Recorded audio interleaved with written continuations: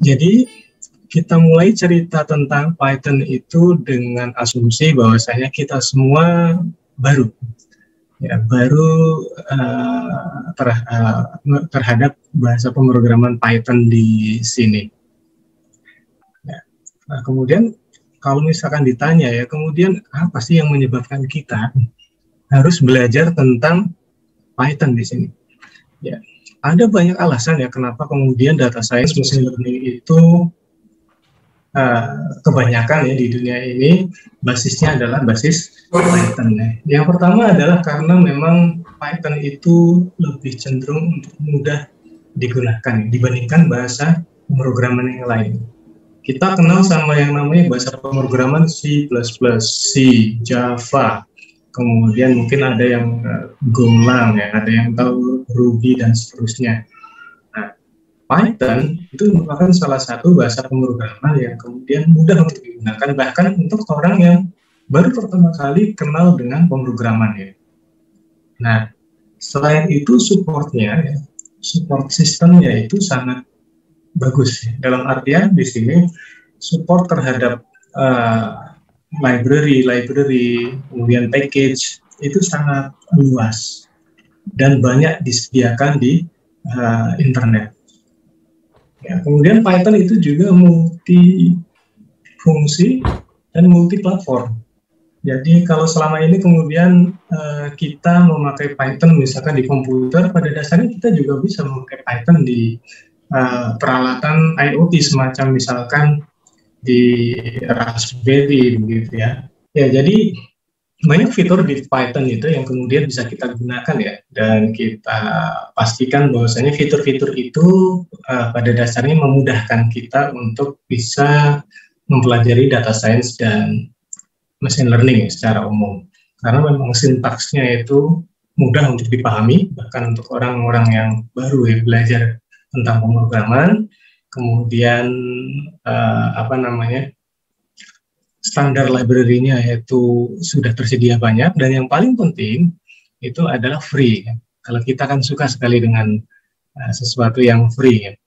Nah, di sini dengan kelebihan-kelebihan itu ya, banyak kemudian orang berpikir bahwasanya Python itu memang cocok untuk digunakan untuk kasus-kasus data science dan machine learning dibandingkan dengan bahasa yang lain. Ya, tapi dalam tanda kutip saya katakan di sini ini memang sifatnya relatif ya. Kita mengikuti apa yang kemudian flow yang kita ikuti itu adalah di dunia ya. Memang banyak yang digunakan adalah Python dibandingkan yang lain. Jadi kemudian tidak salah kalau misalkan ada orang yang menggunakan bahasa yang lain ya untuk machine learning ataupun data science, itu tidak salah sama sekali. Cuma memang untuk belajar pertama kali itu nanti akan sangat memudahkan.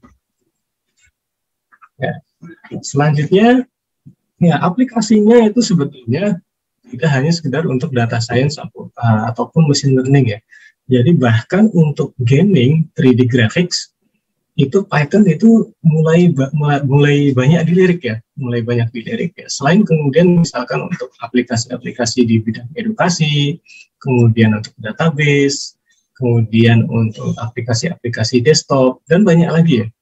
Nah, sehingga di sini dengan kegunaan banyak kegunaan, maka sangat memungkinkan buat kita ya, bahwasanya dengan keuntungan-keuntungan itu kita akan lebih tergerak untuk kemudian bisa belajar Python ya, karena nantinya bisa digunakan tidak hanya sekedar untuk machine learning maupun data science.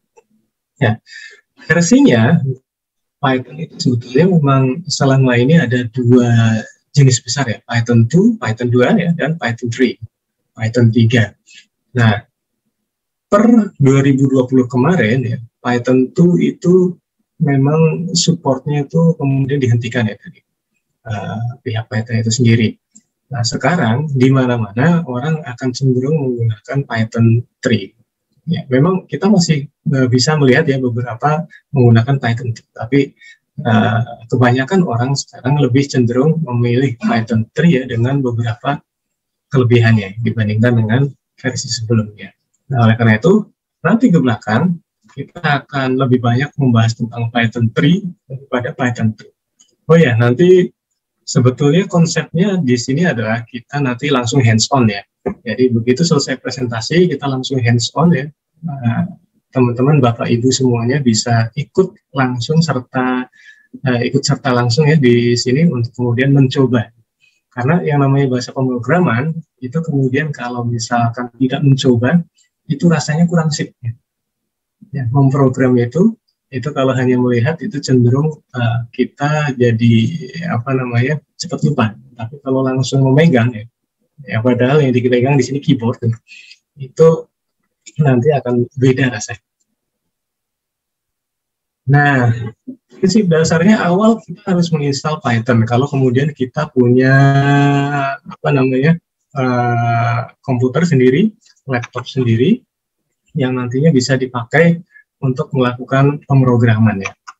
Nah, tapi kemudian nanti kita akan ada opsi juga ya, semuanya itu jalan di internet, jalan di cloud ya, sehingga kemudian Bapak Ibu yang mungkin ya tidak mau menginstal ya, karena memang bagaimanapun juga Python dan library-nya itu kalau di total itu makan tempat ya, makan resource hard disk. Nah, jadi kalau misalkan dan waktu juga ya otomatis makan waktu untuk menginstal. Kalau misalkan tidak ingin seperti itu, nanti ada opsi bahwasanya kita bisa running on the cloud. Nah, jadi jangan khawatir. Nah, yang kita inginkan di sini pertama adalah bagaimana kita bisa menginstal Python tersebut untuk komputer kita sendiri. Nah, silakan nanti Bapak Ibu bisa langsung ke www.python.org/downloads itu untuk memilih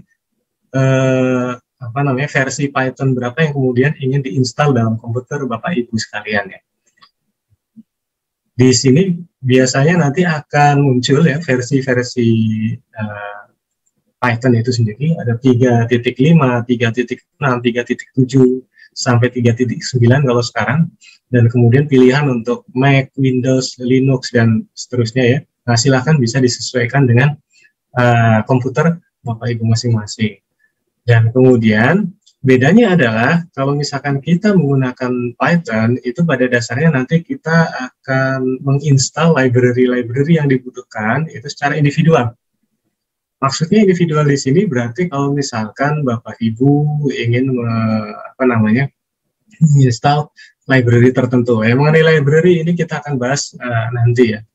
Nah, tapi di sini saya ingin coba untuk membedakan di sini antara Python yang langsung dari situs Python itu sendiri dan Python yang dengan menggunakan distribusi.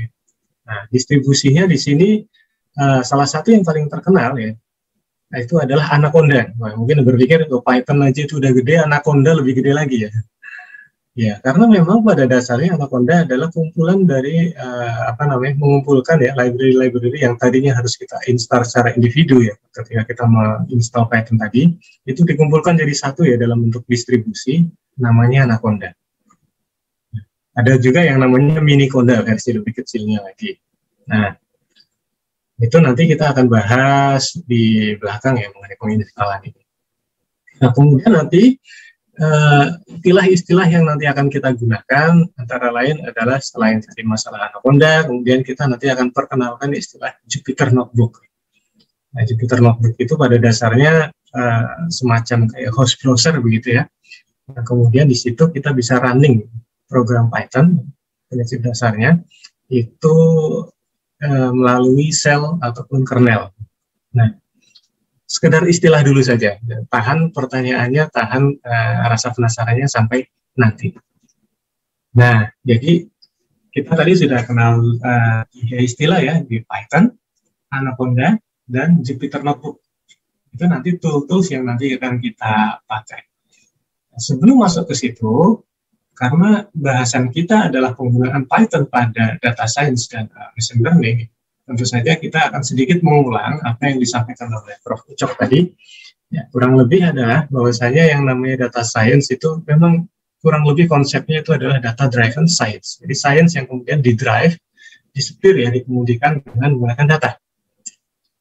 Ya, artinya apa? Artinya bahwasanya di sini data itu menjadi hal yang sangat penting. Ya.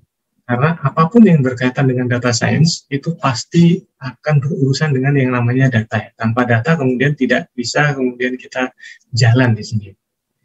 Nah, secara lebih umum lagi ya, prinsip dasarnya di sini adalah ketika kita bicara tentang data science, itu seringkali orang akan mengasosiasikan dengan banyak hal. Jadi nanti akan lari ke arah machine learning, lari ke arah data mining, lari ke visualisasi analytics, lari ke artificial intelligence.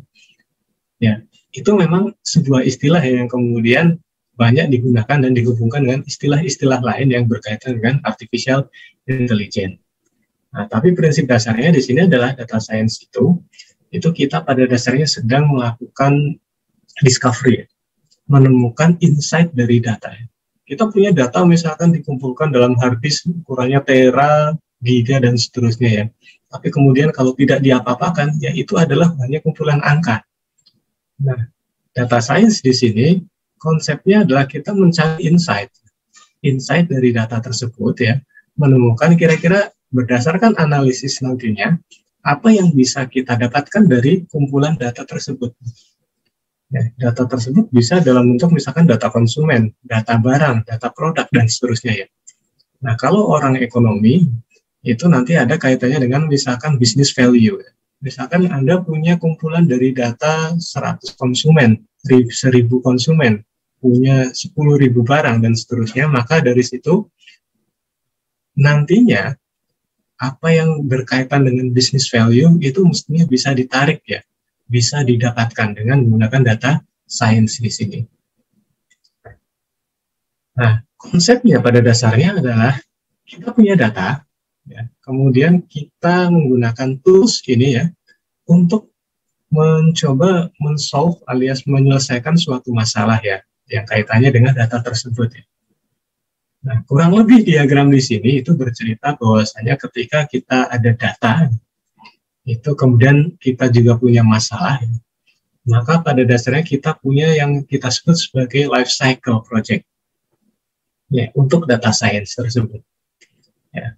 Mulai dari kita mendefinisikan ya kira-kira dengan apa problem yang ada ya, tujuan kita ngapain sih, jadi why we are doing this. Nah, itu dulu, baru kemudian kita punya data ya. Data tersebut kita gunakan ya untuk kemudian menjawab pertanyaan definisi goal tadi. Ketika kita punya data, kemudian yang kita lakukan adalah kita mengkoleksi data tersebut ya, mengumpulkan data tersebut, kemudian kita lihat kualitas dari datanya itu seperti apa, kita manajemen data tersebut, kita analisis data tersebut, lalu kemudian kita evaluasi. Dan hasil evaluasinya itu kita presentasikan ke pihak-pihak yang terkait berkebutuhan. Dan seperti itu terus, pastinya dari stakeholder itu nanti akan ada masukan lagi. Ya, masukan itu kemudian kita kembalikan lagi ya ke posisi data kita saat ini, lalu kemudian kita explore lagi, kita analisis lagi, dan seperti itu. Makanya tidak akan pernah selesai. Ini merupakan proses yang kemudian selalu berputar ya. Demi apa? Demi terselesaikannya goal yang kita definisikan di awal tadi. Nah, jadi terus menerus. Jadi lifelong learning ya istilahnya. Nah, jadi saya pikir untuk konsep data analisis tadi ini hanya sekedar mengingat kembali ya apa yang sudah disampaikan oleh Prof. Ucok itu tadi sudah sangat luar biasa. Nah, sekarang kita akan kaitkan ya. Oke, kita punya problem di data science. Kita punya problem data ya. Nanti kita angkat ke data science dan machine learning, tapi prinsip dasarnya adalah data. Nah, kemudian Python di sini, kalau kemudian kita mau bawa ke data science, itu biar Bapak Ibu teman-teman di sini ya tertarik ya. Ini kurang lebih ya menurut situs Glassdoor. Nah, Python developer ya, pemrogram Python beserta data scientist itu kurang lebih kalau di luar sana salary-nya seperti ini ya. Per tahun kelihatannya di sini ya, 92.120-an ribu dolar. Ya, itu silakan kalau misalkan dihitung pakai rupiah kira-kira sudah bisa dapat berapa banyak ya.